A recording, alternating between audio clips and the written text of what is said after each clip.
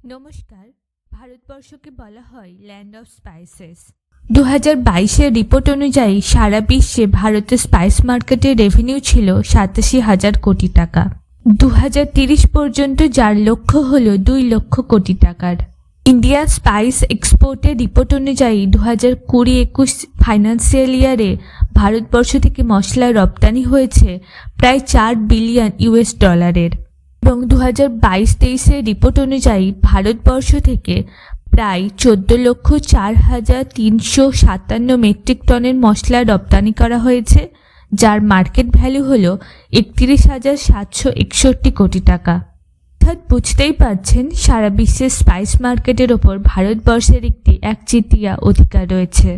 ভারত থেকে যে সমস্ত মশলা বিদেশে রপ্তানি করা হয় তার মধ্যে থেকে টপ 10-এ রয়েছে লাল লঙ্কা গুঁড়ো, জিরা, ধনে, হলুদ, মৌরি, মেথি, দারুচিনি, সর্ষে, আদা এবং গোলমরিচ।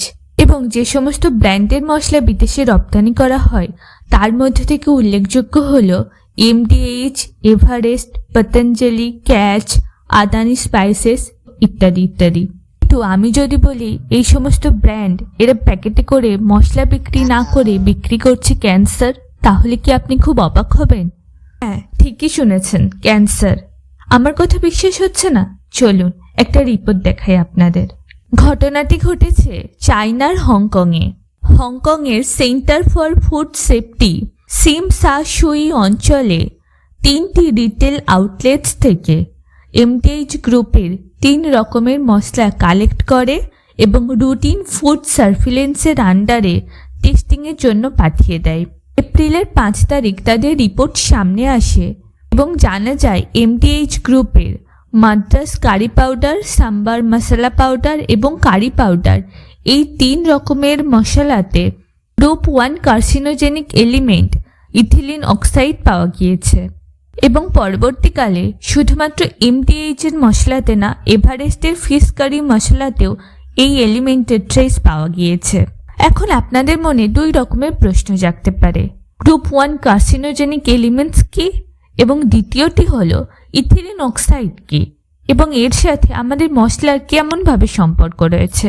International agency for research on cancer যে সমস্ত সাবস্ট্যান্সেস, কেমিক্যাল মিক্সচার এবং এক্সপোজার সার্কামস্ট্যান্সকে মানব দেহের জন্য কার্সিনোজেনিক ঘোষণা করেছে তাদেরকেই বলা হয় group 1 carcinogenic elements. Group 1 carcinogenic এলিমেন্টসের লিস্টটি অনেকটাই বড়। আমি উইকিপিডিয়ার লিঙ্ক ডিসক্রিপশন বক্সে দিয়ে দিয়েছি, আপনারা চাইলে দেখে নিতে পারেন। কেমিক্যাল সাবস্ট্যান্সের ক্যাটাগরিতে আপনারা ইথিলিন অক্সাইডকে পেয়ে যাবেন। এবার আসা যাক ইথিলিন অক্সাইডের বিষয়ে। ইথিলিন অক্সাইড যার শর্ট ফর্ম হল ETO। এটি একটি কালারলেস গ্যাস এবং এটিকে পেস্টিসাইড এবং স্টেরিলাইজিং এজেন্ট হিসাবে ব্যবহার করা হয় এবং এর এক্সপোজারের কারণে লিম্ফোমা এবং লিউকোমিয়া জাতীয় ক্যান্সার হওয়ার সম্ভাবনা রয়েছে। ইথিলিন অক্সাইডকে খাবারের স্টেরিলাইজিংয়ের জন্য ব্যবহার করা হয়, খাবারকে কিছু ইস্ট, মোল্ডস এবং ব্যাকটেরিয়ার হাত থেকে বাঁচানোর জন্য।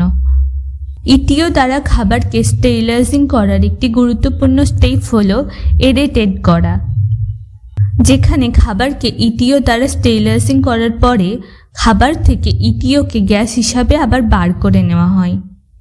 এই প্রসেসটা যদি ঠিক করে সম্পূর্ণ করা না হয় তাহলে খাবারের মধ্যে ETOর কিছু ট্রেস রয়ে যায়। এই পড়ে থাকা রেসিডিউ পরবর্তীকালে কিছু টক্সিক কম্পাউন্ডে রূপান্তরিত হয়ে যায়, যেমন হলো 2-ক্লোরোইথানল, ইথিলিন ক্লোরোহাইড্রেন এবং ইথিলিন গ্লাইকল, যা মানব শরীরের জন্য খুবই ক্ষতিকারক। এই ঘটনার পরপরই সিঙ্গাপুর, মালদ্বীপস এবং হংকং তাদের দেশে ভারতীয় মশলাকে ব্যান করে দিয়েছে। European union food safety authority বিগত 5 বছরে ভারতীয় 500 আইটেমকে তাদের দেশে ব্যান করেছে। এই 500 আইটেমের মধ্যে শুধুমাত্র মশলা নেই, রয়েছে কিছু নাটস, ড্রাই ফ্রুটস এবং আদার food items. Last year United states Bharat থেকে ইম্পোর্ট করা মশলার 30%কে রিজেক্ট করে দিয়েছে টক্সিসিটির কারণে। এগুলো কিন্তু 1-2 দিনের ঘটনা না, এগুলো বিগত কয়েক বছর ধরেই হয়ে আসছে। যে ঘটনাগুলো আজকে আপনাদের বললাম এগুলো সবই বিদেশের। তাহলে আপনার মনে হতেই পারে আমাদের দেশে আমাদের নিজেদের খাবারের স্ট্যান্ডার্ড মেনটেন করার জন্য কি কোনো অথরিটি নেই? আমাদের দেশেও আছে। Ministry of health and family ওয়েলফেয়ারের আন্ডারে রয়েছে FSSAI, যার পুরো কথা হলো food safety and standards authority of India. এই ঘটনার কৈফিয়তে FSSAI বলেছে, আরে আমরা স্যাম্পল টেস্ট করি কিন্তু এক্সপোর্ট করা খাবার দাবারের স্যাম্পল আমরা টেস্ট করি না। আমরা শুধুমাত্র ভারতবর্ষের মধ্যে যে সমস্ত খাবার দাবার ব্যবহার করা হয় তাদেরই স্যাম্পল টেস্ট করি।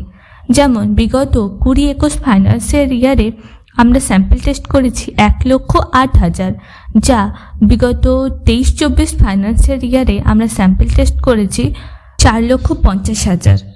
আমার কোনো আইডিয়া নেই ভারতবর্ষের মতো এত বৃহৎ একটি দেশের এত বৃহৎ সংখ্যক মানুষজনকে নিয়ে যে আমরা খাবার দাবার ব্যবহার করি, তার জন্য 4,50,000 স্যাম্পল টেস্ট করা কি এনাফ? আপনার কি মনে হয়? অবশ্যই কমেন্ট বক্সে লিখে জানাবেন। দূর পর্যন্ত যদি আপনি ভিডিওটি দেখে থাকেন তাহলে অবশ্যই সাবস্ক্রাইব বাটনটি ক্লিক করে বেল আইকনটি ক্লিক করে দিন, যাতে পরবর্তী যে কোনো ভিডিও নোটিফিকেশান সর্বপ্রথম আপনার কাছে পৌঁছে যায়। ভিডিওটি ভালো লাগলে অবশ্যই আপনার বন্ধু বান্ধবদের সাথে শেয়ার করবেন। দেখা হবে অন্য কোনো একটি ভিডিওতে। ততদিন পর্যন্ত ভালো থাকুন, সুস্থ থাকুন। Be happy, keep smiling because life goes on.